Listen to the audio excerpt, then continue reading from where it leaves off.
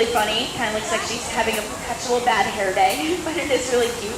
And again, we are hoping for sloth bear babies, so hopefully in the future we will have some sloth bears running around on Kayla's back. That would be pretty cute. Of those climbing structures, so that these guys have to do what they do in the wild. They have to climb, they have to dig, they have to use their nose to find their food. So that's how we keep these bears acting like bears and how we give them enrichment. It keeps them active. Again, these guys will be spending their entire day in the wild looking for food. So we want to keep them having that same energy level and those same instincts in the zoo. So we're going to be meeting them in just a few minutes. We have two sloth bears. Their names are Bhalu and Kayla. They're both 5 years old. It's a male and a female, and they are a breeding pair.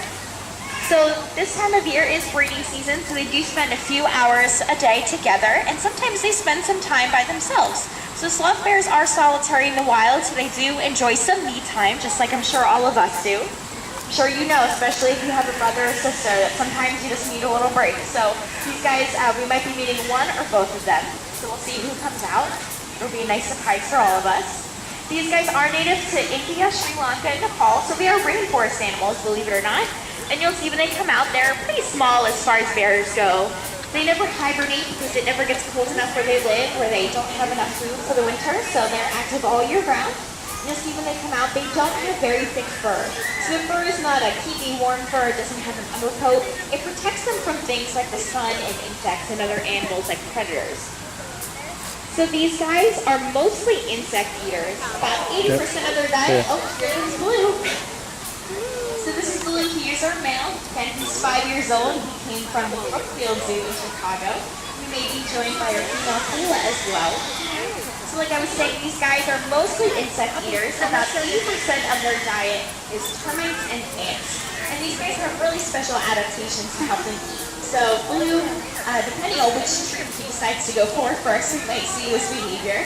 But these guys can actually close their nostrils voluntarily.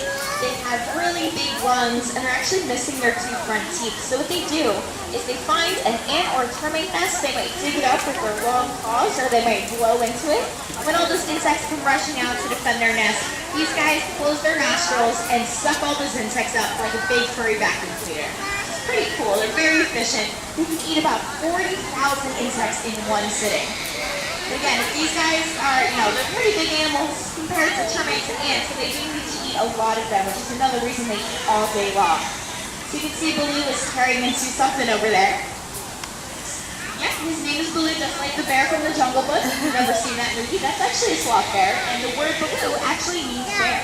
So that's where he got his name from. See the female in the back. So I'm sure you guys know, if you've ever seen the movie, that sloth bears also love honey, so they will go after bees' nests and things like that. They will also eat fruits. They're not really big fans of leaves. Here you can see they do get some vegetables as well. They're not huge fans of them. So you can see that Kayla has also joined us. She's on the other side, on the left with Blue by that big log. So she's 5 years old as well. She was born at the Idaho Fall Zoo, and she came to us from San Diego. So these guys, again, are breeding pair. So we did just pass our breeding window, so we are really excited. We hope that we do have cubs. So Kayla is actually trained to sit for a fetal ultrasound. So that'll be a nice way for our keepers to kind of monitor and see if she does get pregnant.